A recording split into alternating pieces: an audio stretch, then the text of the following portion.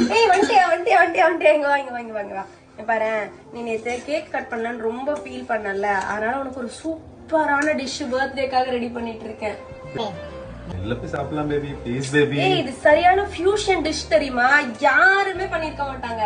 சீரியஸா சூப்பரான டிஷ், நீ வேணா பாரு. ஏய் இது சாம்பாரா ரசமா, என்ன கருமம் இது? சாம்பார் தான். நேத்து சாம்பார் தானே, சொரக்கா சாம்பார். மகளே இங்க பாரு, நேத்து சாம்பார் என்ன ஸ்பெஷல் டிஷ் பண்ண போற? சாம்பார் பழசா இருந்தாலும் டிஷ் புதுசு, இதுல ஒரு சூப்பர் இன்கிரிடியன்ட் போட போறேன். ஏய் என்ன பிரான்? ஆமா பிரான் போட போறேன். ஏய் வெயிட் பண்ணு, அட்லீஸ்ட் துளியாவது எடுத்துட்டு போடுறீ. ஏய் தோலாவது எடுத்துட்டு போடு. சிங்கப்பூர் மலேசியாலாம் போய் சாப்பிட்டிருக்கியா இல்லையா?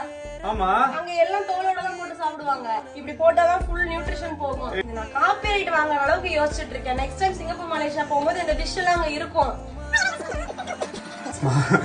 என்ன வச்சு விஷப்பரிச்ச வேணாமா ப்ளீஸ்மா. இதுக்கு ஒரு பேர் வச்சிருக்கேன். நீ சோறு வைக்கிற இல்ல நல்லா பேர் வைக்கிற, என்ன பேர் சொல்லி தொலை. சொல்லுமா என்னமா பேர் வச்சிருக்க? சாம்பார்ல வந்து பிரான் போடுறோம்ல, அதனால இதுக்கு பேர் சாம்பிரான். எனக்கு சாம்பிராணி ஏத்தாம நீ விட மாட்டேன்.